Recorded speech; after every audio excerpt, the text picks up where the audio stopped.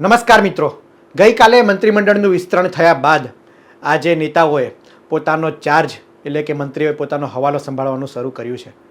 આજે ધનતેરસનો દિવસ છે. ધનતેરસના શુભ દિવસે મંત્રીઓએ પોતાનો ચાર્જ, પોતાની ઓફિસનો ચાર્જ એ સંભાળવાનું શરૂ કર્યું છે.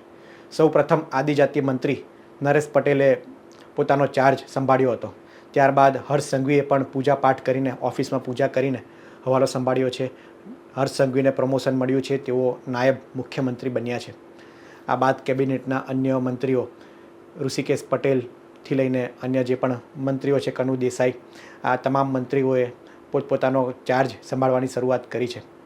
ગઈકાલે કેબિનેટ મંત્રીમંડળનું વિસ્તરણ થયું હતું અને પૂર્ણ કદનું મુખ્યમંત્રી સહિત 26 મંત્રીઓનો નવા મંત્રીમંડળમાં સમાવેશ થાય છે. કુલ વાત કરીએ તો મુખ્યમંત્રી સહિત 10 કેબિનેટ મંત્રીઓ આ નવા મંત્રીમંડળમાં છે. 3 રાજ્ય કક્ષાના સ્વતંત્ર હવાલો 3 મંત્રીઓને સોંપવામાં આવ્યો છે. આ ઉપરાંત 13 રાજ્ય કક્ષાના મંત્રીનો આ મંત્રીમંડળમાં સમાવેશ થાય છે.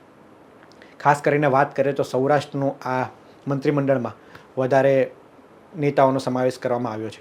સૌરાષ્ટ્રના કુલ 8 નેતાઓનો મંત્રીમંડળમાં સમાવેશ કરવામાં આવ્યો છે.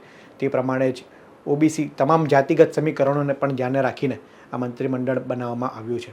કારણ કે આગામી સમયમાં ચૂંટણી આવી રહી છે, જિલ્લા અને તાલુકા પંચાયતની ચૂંટણી આવી રહી છે, ત્યારે જાતિગત સમીકરણોને ધ્યાને રાખીને પણ આ મંત્રીમંડળનું વિસ્તરણ થયું છે. હાલ તો તમામ મંત્રીઓ આજથી એ પોતાનો મંત્રીમંડળનો હવાલો જે તેમને ચાર્જ સોંપાયો છે તે સંભાળવાની શરૂઆત કરી દીધી છે. કારણ કે આગામી સમયમાં આવતીકાલે રવિવાર છે અને રવિવારથી 26 ઓક્ટોબર સુધી દિવાળી વેકેશન સચિવાલયમાં પડી રહ્યું છે. ત્યારે સરકારે એક પ્રકારે ઉતાવળ કરીને પહેલાં પ્રદેશ પ્રમુખની જાહેરાત કરી ભારતીય જનતા પાર્ટીએ, અને તેના તુરંત બાદ જ મંત્રીમંડળનું વિસ્તરણની જાહેરાત પણ કરી દેવામાં આવી છે. એટલે કે દિવાળી પહેલાં તાબડતોડ ભારતીય જનતા પાર્ટીએ પોતાની કામગીરી પૂર્ણ કરી છે અને 2 મોટા નિર્ણય લીધા છે.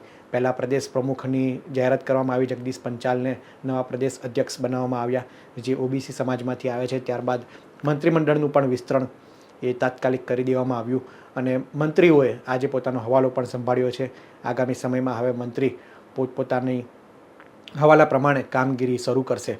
26 ઓક્ટોબર સુધી સચિવાલયમાં વેકેશન છે. 27 ઓક્ટોબરથી રાબેતા મુજબ સચિવાલયની કામગીરી શરૂ થશે. ઉલ્લેખનીય છે કે મુખ્યમંત્રી ભૂપેન્દ્ર પટેલ એ બિહાર ચૂંટણીના પ્રવાસે જવાના છે.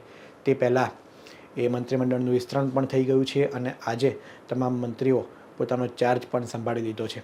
આગામી સમયમાં તેમની કાર્યવાહી, કામગીરી કઈ રીતની રહેશે તે જોવાનું રહ્યું. કારણ કે એક તરફ રાજ્યમાં ખાસ કરીને મંત્રીઓ વિરુદ્ધ રોષ હતો, જે જૂના મંત્રીઓ હતા તેમના વિરુદ્ધ ભ્રષ્ટાચારના આક્ષેપો લાગતા હતા. આ ઉપરાંત તેમની કામગીરી સંતુષ્ટજનક નહોતી. આ બધા વચ્ચે નવા મંત્રીમંડળની કામગીરી હવે કઈ રીતની રહેશે તે આગામી સમયમાં જોઈશું. આ વિડીયોમાં હાલ આટલો જ. ગુજરાતના તમામ મહત્ત્વના સમાચાર માટે ગુજરાત તક જોતા રહો. ધન્યવાદ.